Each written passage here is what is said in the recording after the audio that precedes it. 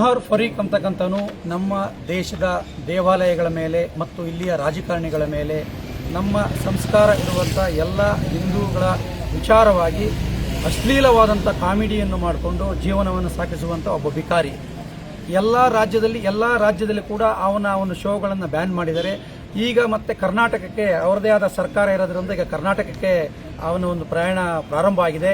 ನಮಗೆ ಬಂದ ವದಂತಿಯ ಪ್ರಕಾರ ಇಲ್ಲಿ ಬೆಂಗಳೂರು ಎಕ್ಸಿಬಿಷನ್ ಕಾರ್ಯ ಇಲ್ಲಿ ಆಗುತ್ತೆ ಮಾರನಾಯಕನಹಳ್ಳಿಯಲ್ಲಿ ಅಂತಕ್ಕಂಥದ್ದು ಇದೆ.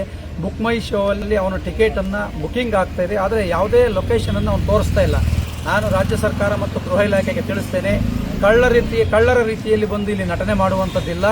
ಅವರಿಗೆ ತಾಕತ್ತಿದ್ರೆ ಎಲ್ಲಿ ಶೋ ನಡೀತದೆ ಅಂತಕ್ಕಂಥದ್ದನ್ನು ಉಲ್ಲೇಖ ಮಾಡಲಿ. ಇದೊಂದು ದುಡ್ಡು ಮಾಡುವಂಥ ಷಡ್ಯಂತ್ರ, ಇದು ಒಂದು ಜಿಹಾದ್.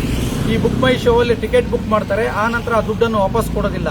ಆ ರೀತಿ ಮಾಡಿ ಒಂದು ವೇಳೆ ಅವರಿಗೆ ಶೋಗೆ ಅವಕಾಶ ಕೊಟ್ಟರೆ ನಮ್ಮ ಹಿಂದೂ ದೇವರುಗಳನ್ನು ಅವಹೇಳನಕಾರಿ ಮಾಡುವಂಥದ್ದು ಯಾವುದೇ ಕಾರಣಕ್ಕೂ ಮಾರನಾಯಕನಹಳ್ಳಿ ಪೊಲೀಸ್ ಸ್ಟೇಷನ್ಗೆ ನಾವು ಮನವಿಯನ್ನು ಕೊಟ್ಟಿದ್ದೀವಿ. ದಯವಿಟ್ಟು ಇಂಥ ದೇಶದ್ರೋಹಿಗಳು ನಮ್ಮ ರಾಜ್ಯದಲ್ಲಿ ಬೆರಳಿಕ್ಕಬಾರದು.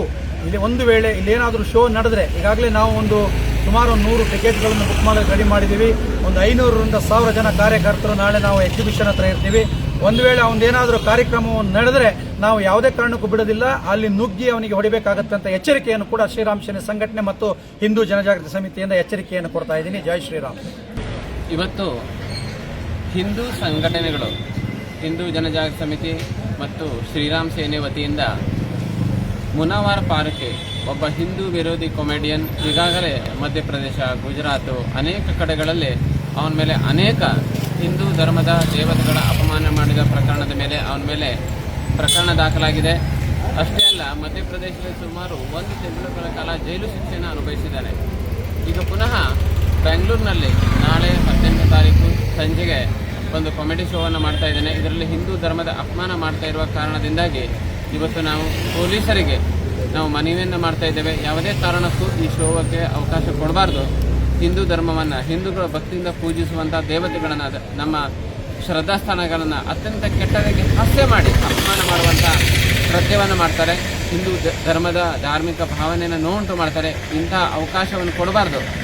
ಕಾನೂನು ಸುವ್ಯವಸ್ಥೆಗೆ ಹಾಳಾಗುತ್ತೆ. ಹಾಗಾಗಿ ಇದಕ್ಕೆ ರದ್ದು ಮಾಡಬೇಕು ಹೇಳುವ ಮನವಿಯನ್ನು ನಾವು ಬೆಂಗಳೂರು ಪೊಲೀಸ್ನವರಿಗೆ ಕೊಟ್ಟಿದ್ದೇವೆ, ಪೊಲೀಸ್ ಕಮಿಷನರ್ ಅವರಿಗೆ ಕೊಟ್ಟಿದ್ದೇವೆ. ಅಷ್ಟೇ ಅಲ್ಲ, ಈ ಒಂದು ಶೋ ಈ ಒಂದು ಮಾದನಾಯಕನಹಳ್ಳಿ ಪೊಲೀಸ್ ಸ್ಟೇಷನ್ನಿನ ವ್ಯಾಪ್ತಿಯಲ್ಲಿ ಬೆಂಗಳೂರು ಇಂಟರ್ನ್ಯಾಷನಲ್ ಎಕ್ಸಿಬಿಷನ್ ಸೆಂಟರ್ ನಡೀತಾ ಇದೆ, ಗಮನಕ್ಕೆ ಬಂದಿದೆ.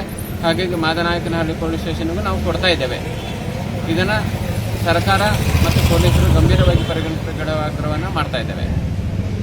ಇನ್ನಷ್ಟು ಹೆಚ್ಚಿನ ಮಾಹಿತಿಗಾಗಿ ಫಾಲೋ ಮಾಡಿ ಬ್ರಿಗೇಡ್ ನ್ಯೂಸ್ ಕನ್ನಡ.